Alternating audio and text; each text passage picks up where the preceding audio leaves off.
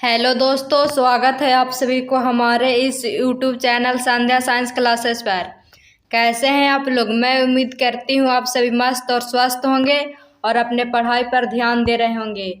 तो आज की इस वीडियो में हम क्लास 12 हिंदी काव्य खंड चैप्टर नंबर 12, जिस चैप्टर का नाम है हार जीते, इसका सब्जेक्टिव क्वेश्चन आंसर करेंगे 2024 बोर्ड एग्ज़ाम के लिए। दो मार्क्स वाला क्वेश्चन है। तो चलिए आगे बढ़ते हैं। आज का मोटिवेशन थॉट है, अगर सच में सफलता हासिल करना चाहते हो मेरे दोस्त, तो कभी वक्त और हालात पर रोना नहीं। अगर सच में सफलता हासिल करना चाहते हो मेरे दोस्त, तो कभी वक्त और हालात पर रोना नहीं। वक्त कैसा भी होगा गुजर जाएगा, हालात कैसा भी होगा गुजर जाएगा, लेकिन अगर सच में सफलता करनी हो तो आपको मेहनत करना पड़ेगा। इसीलिए आप लोग मेहनत करते रहिए, वक्त और हालात पर ध्यान नहीं दीजिएगा। तो आज का मोटिवेशन थॉट यही था। क्लास 12 हिंदी पाठ 12 काव्य खंड 12 नंबर चैप्टर है, जिस चैप्टर का नाम है हार जीते। इसका लघु उत्तरीय प्रश्न एवं दीर्घ उत्तरीय प्रश्न करेंगे 2024 एग्जाम के लिए। तो चलिए बढ़ते हैं प्रश्न की ओर। पहला नंबर प्रश्न है, उत्सव कौन और क्यों मना रहे हैं। तो पहला नंबर प्रश्न का उत्तर हो जाएगा, तटस्थ प्रजा उत्सव मना रही है, ऐसा राज्य देश है। प्रजा अंधानुकरण और गैर जवाबदेही का शिकार है। तो आप लोग का पहला नंबर प्रश्न का क्वेश्चन आंसर हो गया। अब आप लोग का अगला प्रश्न है दूसरा नंबर, किसकी विजय हुई, सेना की कि नागरिकों की। कवि ने यह प्रश्न क्यों खड़ा किया है, यह विजय किनकी है, आप क्या सोचते हैं बताएं। तो दूसरा नंबर प्रश्न का उत्तर हो जाएगा, किसी की विजय नहीं हुई, विजय प्रतिपक्ष की हुई। कवि ने देश की वस्तुस्थिति से अवगत कराया है। कवि के विचारों पर चिंतन करते हुए यही बात समझ में आती है कि झूठ मूठ के आश्वासनों एवं भुलावे में हमें रखा गया है। यथार्थ का ज्ञान हमें नहीं कराया जाता, यानी सत्य से दूर रखने का प्रयास शासन की ओर से किया जा रहा है। तो आप लोग का दूसरा नंबर प्रश्न का क्वेश्चन आंसर करा दिए। अब आप लोग का अगला प्रश्न है तीसरा नंबर, खेत रहने वालों की सूची अप्रकाशित है। इस पंक्ति के द्वारा कवि ने क्या कहना चाहा है। कविता में इस पंक्ति की क्या सार्थकता है बताएं। हो जाएगा, कवि कहना चाहता है कि खेत रहने वालों की सूची अप्रकाशित है, यानी आज़ादी की लड़ाई में जिन जिन लोगों ने कुर्बानी दी है उनका सही आंकलन एवं मूल्यांकन नहीं किया गया है। शहीदों का पूरा ब्यौरेवार इतिहास अभी भी अपूर्ण है। राष्ट्र के लिए जिन राष्ट्रवीरों ने अपना सर्वस्व न्यौछावर कर दिया, आज हम उन्हें भुला बैठे हैं। उनका न उचित सम्मान राष्ट्र की ओर से मिला, न हम याद ही रख पाते हैं। उनके प्रति कृतज्ञ न होकर हम कतधयन हो गए हैं। इसमें इतिहास की और शहीदों की शहादत की ओर कवि ने सबका ध्यान आकृष्ट किया है। तो आप लोग का तीसरा नंबर प्रश्न का क्वेश्चन आंसर करा दिए।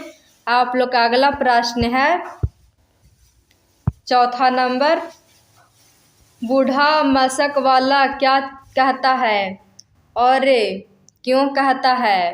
तो चौथा नंबर प्रश्न का उत्तर हो जाएगा, बूढ़ा मशक वाला प्रतीक के प्रयोग है। वह देश के बुद्धिजीवी वर्ग से तात्पर्य रखता है। वह वास्तविक स्थिति से अवगत है। वह कहता है कि किसी भी जीत नहीं हुई सेना विजयी नहीं है, बल्कि हारी हुई सेना है। इन पंक्तियों में बूढ़ा मशकवाल देश की जो भयावह स्थिति है उससे वह अवगत होते हुए सत्य के निकट है। सभी लोग तो धोखा में जी रहे हैं, लेकिन मशकवाल यथार्थ का जानकार है। इसीलिए वह कहता है कि जीत न सार की न नागरिक की न सेना की हुई। ये सारी बातें झूठे प्रचार तंत्र का खेल है। प्रजा के साथ छल है, धोखा है। सबको धोखे में रखा जा रहा है और सत्य को छिपाया जा रहा है। तो आप लोग का चौथा नंबर प्रश्न का क्वेश्चन आंसर करा दिए। आप लोग का अगला प्रश्न है 5वां नंबर, बूढ़ा मशक वाला किस जिम्मेवारी से मुक्त है? सोचिए, अगर वह जिम्मेवारी उसे मिलती है तो क्या होता? 5वां नंबर प्रश्न का उत्तर हो जाएगा, बूढ़ा मशक वाला देश की राजनीति में हिस्सा लेने से वंचित है। अगर उसे जिम्मेवारी मिली होती तो हार को हार कहता, जीत नहीं कहता। वह सत्य प्रकट करता। उसे तो मात्र सड़क के सींचने का काम सौंपा गया है। यही उसकी जिम्मेवारी है। सत्य लिखने और बोलने की मनाही है, इसीलिए वह मौन है और अपनी सीमाओं के भीतर ही जी रहा है। वह विवश है, विकल है, फिर भी दूसरे क्षेत्र में दखल नहीं देता, केवल सींचने से ही मतलब रखता है।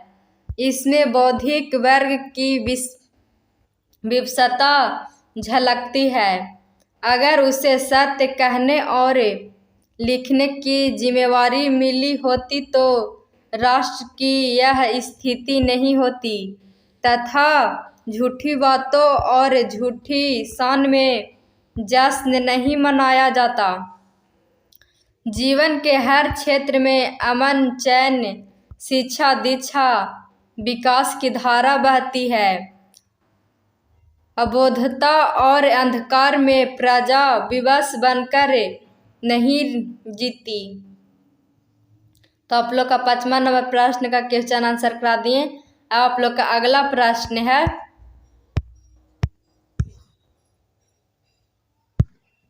6ठा नंबर, नागरिकों क्यों व्यस्त है? क्या उनकी व्यस्तता जायज है? तो 6ठा नंबर प्रश्न का उत्तर हो जाएगा, नागरिक विजय पर्व मनाने में व्यस्त है। उनकी व्यस्तता जायज नहीं है क्योंकि उन्हें यह पता ही नहीं है कि विजय किसकी हुई है, सेना की, शासक की या नागरिकों की। बिना जाने विजय पर्व मनाना अपनी क्षमता का क्षरण करना है। तो आप लोग का 6ठा नंबर प्रश्न का क्वेश्चन आंसर करा दिए।